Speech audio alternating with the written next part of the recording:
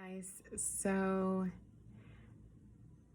as many of you know, my son had surgery, and I had been wanting to make a video explaining what exactly it is that my son was diagnosed with and what the procedure has been to like get him fixed, like, well, whatever it was that he had get fixed.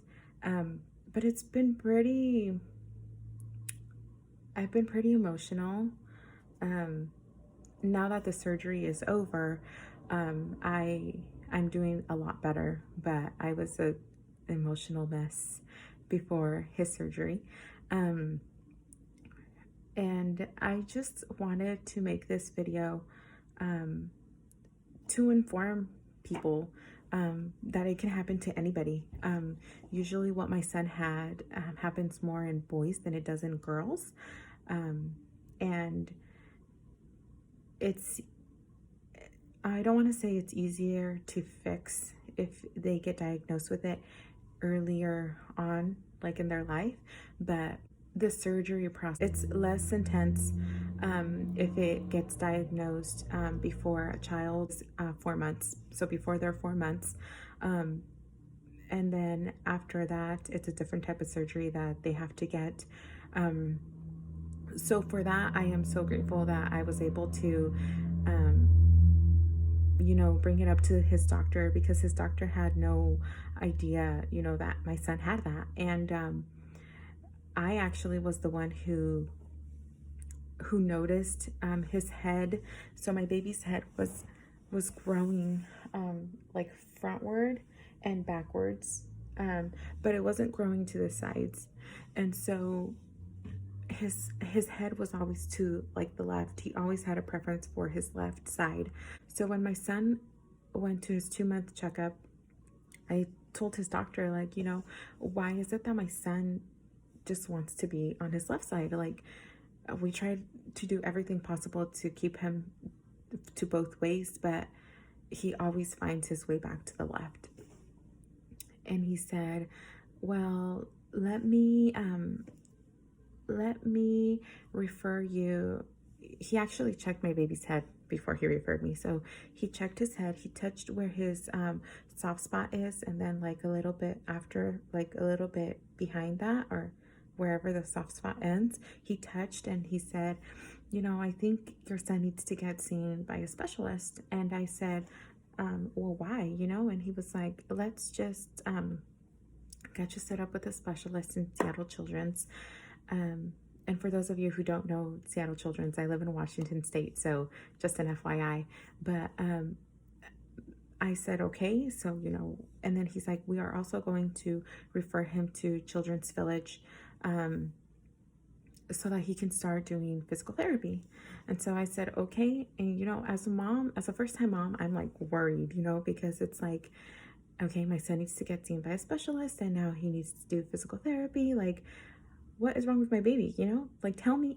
I want answers, And so I had to wait until my son was seen by a specialist. We ended up going to Seattle Children's Hospital in Seattle. And then the doctor, she said, I think your son needs to get a CT scan. And so I said, okay. And they did the CT scan that same day of our first appointment. And then we waited for the results, and the CT scan did show that my son had synostosis. And for those of you who don't know what that is, it's I'm going to show you a picture for better reference of my son's CT scan. So I'll show you the side of his head first, and then I'll show you the top of his head. So this is my son's side of his head. So as you can see, these are all openings. This is his skull. So these are openings in the skull that every baby needs to have.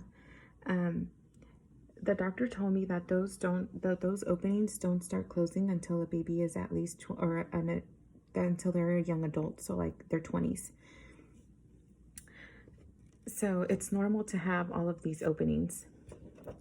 Well, my son, this is the top of his head or his skull. So this is the soft spot right here. And my son is missing the opening that goes from here to the back. So as you guys can see, it's completely closed. And it's very crucial, the way that the doctor explained it. She said it's very crucial for these babies to have all of these openings, and that they don't start closing until they're at least 20 years old. I was really scared, and I asked, like, well, what happens, you know, if he doesn't get surgery, like, you know, like, what will happen? And what they told me was, if all of the openings in the skull are not there, then the skull is not allowing the brain to grow the way it needs to grow, and it'll start building pressure on the brain, and then the brain will eventually, you know, have a lot of pressure on it, and it can end up causing brain damage. And so I got really scared, and I said, okay, well, you know, I mean, my son's already diagnosed with sagittal cystinosis, and so now what do we need to do? And so they were like, luckily, you brought it up to your doctor before he turned 4 months, and you have two options. So the first option was the endoscopic option, which they do two openings right here on which is the one that my son got. So he got two incisions here, or two openings, and then he has another one like right here on the top of his head, and it's kind of like in an M shape. And that's the one my son got. But then there's another one where it's like an open surgery form of surgery, and we didn't want to do that one because the scar literally goes from this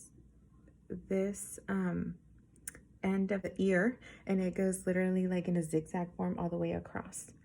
And so we didn't want to do that one because, one, the scar was going to be really big, and two, 99.9% of the kids get a blood transfusion during that surgery. And so that's something that we didn't want to risk. And so luckily my son didn't have to get a blood transfusion. But what they had to do was literally go in there and cut a piece of his skull out and take it out. And also on the side of his skull, they had to make other openings so that they allow the brain to grow and to expand sideways, so that his head doesn't just keep growing front and back. And so then after the surgery, it's a 2-week recovery process. And then after that, my son will have to get a helmet on his head so that it can help him shape his head. So after he gets his helmet, so we had to go and get him fitted, or like a scan of his head for his helmet, a week before his actual surgery. After that, he will get his helmet 2 weeks after his surgery. And 2 weeks after his surgery would be on July 21st. And then after that, he will have to keep his helmet on 23 hours of the day, every single day, for at least 9 months, until he turns 1. And then after that, we go back to Seattle, and then they'll look at the way his head is shaped, and then they'll let us know if he has to keep it on for longer or if it's time to take the helmet off. So technically, he only has an hour to get a break from his helmet, and I'm pretty sure that break is going to be when he goes in the shower. I just want to say thank you to everybody who reached out to me, like my family members, and who prayed for my baby, because it really means a lot. As a first-time mom, it's really stressful when they tell you, you know, your baby needs to have surgery, and you're like, what the hell, why, you know? And yeah, I'm getting teary-eyed, even though the surgery is already over, but it's really scary. especially like my baby only being 3 months. And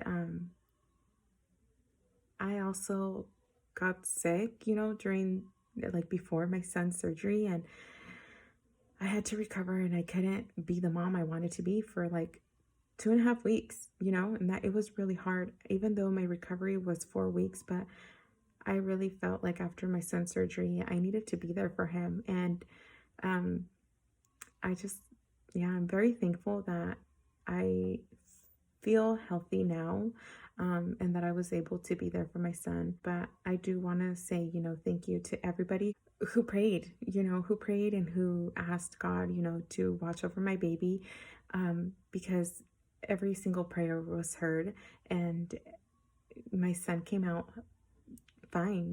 He didn't need to have a blood transfusion. There was no complications. He seems to be recovering really well. He moves a lot more. But that's all that I have for this video. I just want to let you guys know that I did ask since doctor in Seattle, the pediatrician who saw him, and I said, why does this happen? Like, at first I was blaming myself, like, what did I do wrong during my pregnancy? Like, what didn't I do? Like, I took my prenatals, I took care of myself, like, I did everything that I had to do. Pregnant mom, and I blamed myself, and I cried a lot, a lot, a lot, a lot. And the doctor said, it's nothing that you did, and it's nothing that you didn't do. Like, it just happens. There's no research that shows why it happens.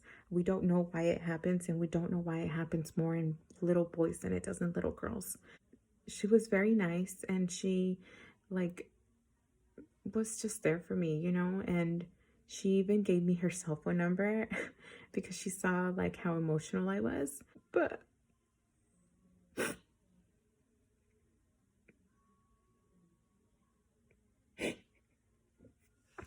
it was really scary, and I'm just glad that my baby is okay now. And hopefully this will help him and his brain grow the way it needs to, so that he can be a smart, healthy baby for the rest of his life. But I just want to let you guys know that he is doing good, and I am so thankful for that. But yeah, that's all that I wanted to share. I just wanted to share with you guys why my son had surgery and what he was diagnosed with, and where we go from here. So he's still in recovery, and then not this week, but next week, he will be getting his helmet on. And yeah, so I'll try to upload other videos like as we go on and as he gets other checkups. But yeah, that was it. Anyway, so thanks for watching, and thank you all for praying for my son and for me and my family. And before I close this video, I just want to say thank you to my mom, and thank you to all of my family that have really been there for me. And have a nice day. Thanks for watching.